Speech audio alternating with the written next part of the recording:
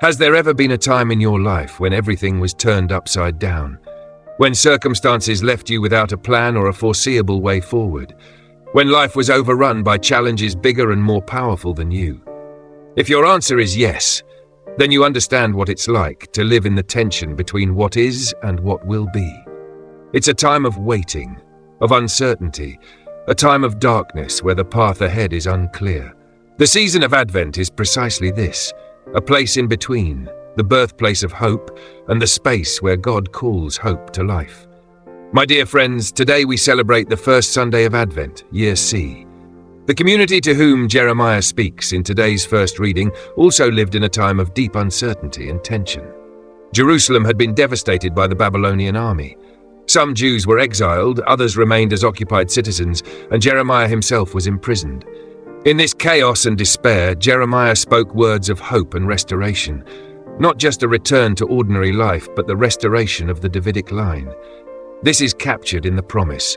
In those days and at that time I will cause a righteous branch to spring up for David. The Babylonian exile marked the end of David's dynasty. David's city was destroyed, Solomon's temple burned, and his heirs exiled. It seemed as though God's promises had failed. Yet, God remained faithful and declared, "A branch will sprout."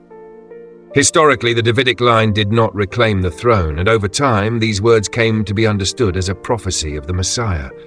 The reading emphasizes justice and righteousness, concepts that reflect a vision of equitable social and economic well-being for all, especially the vulnerable, widows, orphans, and strangers. The Messiah's humble beginnings would prepare him to proclaim this transformative vision of justice and righteousness. While we may not face invading armies, many of us relate to the fear and hopelessness of Jeremiah's time. His mission of speaking hope and promise is also our mission, particularly during this Advent season. Though God's promises are not fully realized, they are coming. This is the essence of Advent faith and Advent hope. In the second reading, from St. Turner, Paul's first letter to the Thessalonians, Paul urges readiness for Christ's return. He prays that the Thessalonians grow in abundant love, not only for one another but for all people, including those who do not know Christ. Paul models a balance between holiness and love.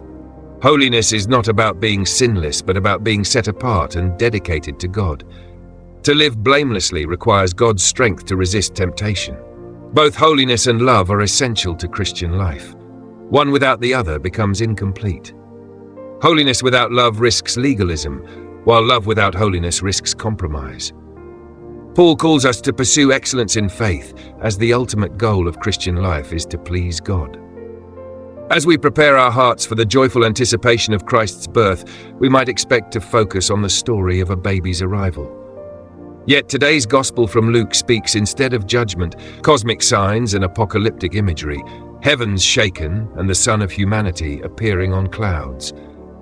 Though these images may seem frightening, they are cause for joy, signaling Christ's return and the reign of justice and peace. Jesus calls us to preparedness, not by planning every detail, but by being spiritually vigilant and faithful in our responsibilities. The focus is not on when these events will occur, but on maintaining the right disposition. We are reminded to live in attentive expectancy, like waiting for an important call. While we cannot determine the timing, we can be ready.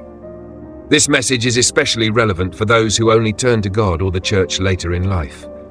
The Gospel implores us to stay awake and live every moment as preparation for the life to come.